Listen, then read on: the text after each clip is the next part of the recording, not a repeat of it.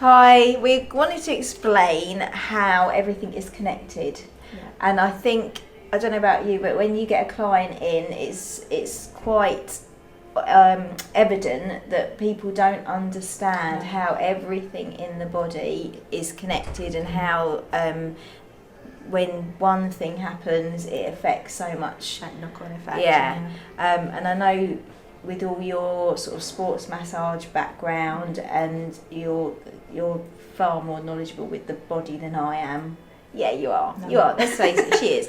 I thought it'd be really good to just explain the process of, especially when it comes to core training, how that's all linked, how one little thing can affect so much. Yeah, I think it's a common misconception, or a lot of people will go into it, oh well, I need to work my core, so I'll do loads of sit-ups and things like that. And actually, it's a lot more complex than that. And you know, what we focus on in our business is the connection of everything to the pelvic floor and reducing pressure in the abdominal cavity.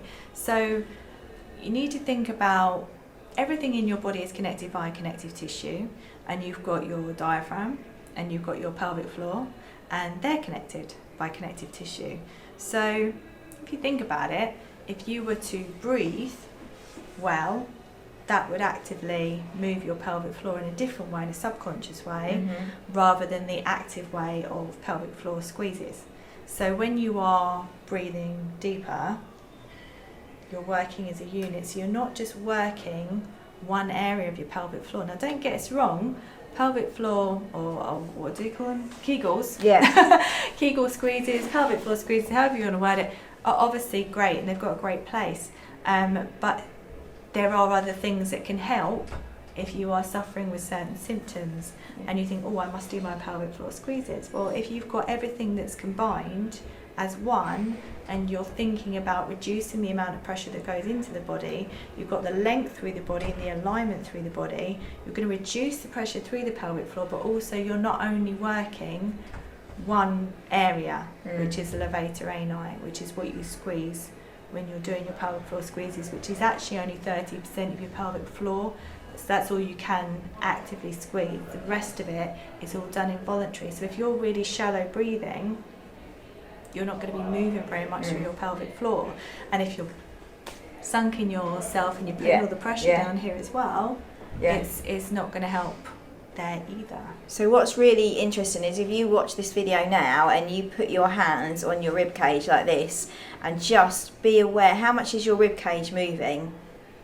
Most people that we see, most women that we see, that their rib cage does not move when they breathe. So if you think about it, when you inhale, your rib cage should move out and your diaphragm should lift, and when that diaphragm lifts, you're actually contracting your pelvic floor, 70% of your pelvic floor. So if you spend all your time with your ribs moving, so if you see my fingers, see how much my ribs are moving when I'm breathing, it's just not happening. If I start to do that, You can see the fingers come apart.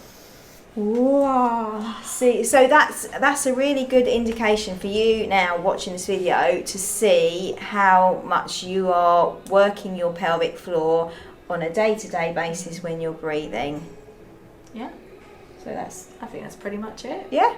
So it's all connected. One thing affects everything else, and it's great to do deep breathing, but if you've got deep breathing and shocking posture, again, it's going to affect you. If you're putting loads of pressure down there, again, it's going to affect you. So you've got to get all the little building blocks in place, and then you will have a fitter Floor floor and core.